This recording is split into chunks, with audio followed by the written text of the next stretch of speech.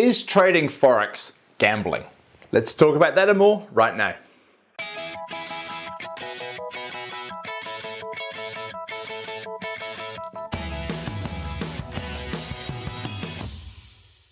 Hi Forex traders, Andrew Mitchem here, the Forex Trading Coach, video and podcast number 239.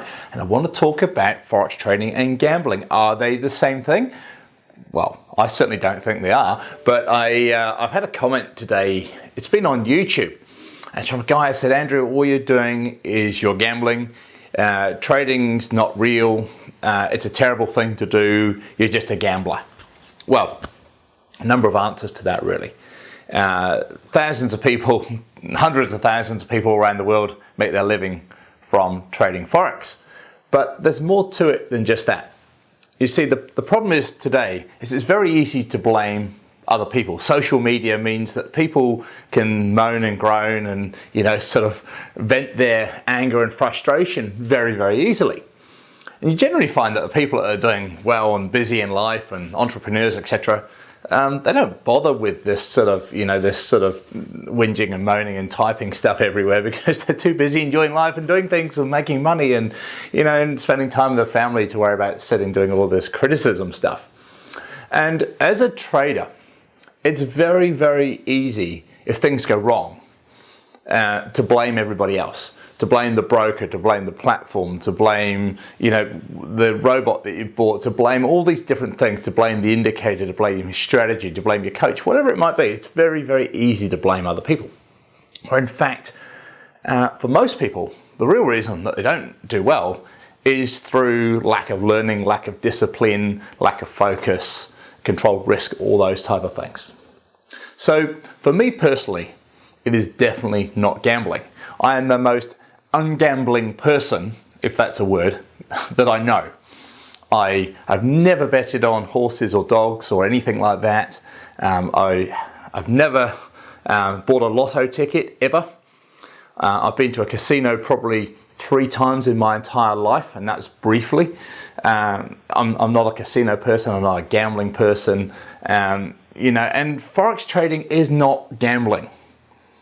And you have to understand that if you want to become a trader, you have to have discipline, you have to understand the market, you have to have focus, you have to have controlled risk, you have to understand probability, all these type of things. So for me, as a trader, I understand risk. I never ever risk more than 0.5% of my account per trade. Never. Most of the time it's 0.25%. 0.25 to 0.5%. Very, very low control risk. I understand probability. I understand price action. I understand patterns. I understand strength and weakness. I understand where price might bounce, round numbers, support and resistance levels, previous highs, previous lows, pivot points. I understand what happens when we have divergence, when you have the price going one way and an indicator heading the other way. I understand overbought, oversold situations. I read the news. I'm not a news trader, but I have a look at what's happening in the news, the fundamentals, any big news events. I trade longer time frame charts where they have more probability. They have more information contained within a candle than a 5-minute chart, as an example. And so you put all that together with probability, you trade with the trend. If you take a reversal trade, it's a higher risk trade, so therefore you have more, you're watching the trades maybe slightly more.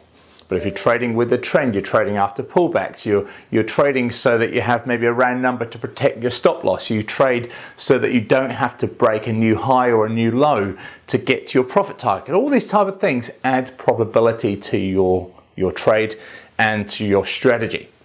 Now, if you do that, you put all that together, you have yourself a low risk, high probability trading approach.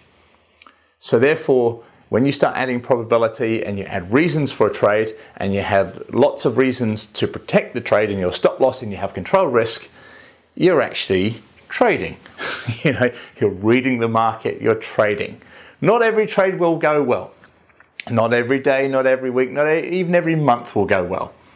But as a trader, you accept that if you have discipline, you follow this methodology, you stick to the approach, you don't let your emotions get in the way, you don't start doing silly things, then you have a very good trading approach that will, over time, will work across all market conditions. And I know that because I've been trading the same way for more than 10 years, probably about 11 years now of trading the same way. I started trading 14 years ago.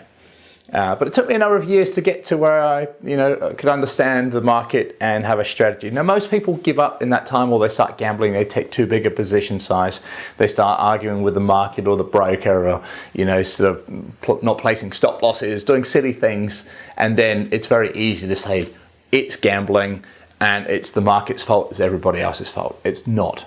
It's your fault. If you want to become a good trader, you have to understand that. You have to understand the realities of it. And if you can't understand that, you can't accept that, don't trade. Simple as that. If you do want to trade and you want to put some hard work and some effort and some dedication, some discipline into it, it is one of the best things you can do. I likened it on my reply on YouTube to flying a helicopter. Extremely hard thing to do. A lot of people will say, I'd never go in a helicopter, it's far too dangerous and all these things. It's not. It's rubbish. If you seek good instructions, a good instructor, you're disciplined, you plan, you understand the weather, you understand where you're going, you understand the radio calls, maps, you understand the machine, you've done your homework, and you're disciplined in your approach to flying. It's such an enjoyable thing to do, and trading is exactly the same. So really, it comes down to you. So this is Andrew Mitchem, the Forex Trading Coach. Have a great weekend. I'll see you this time next week.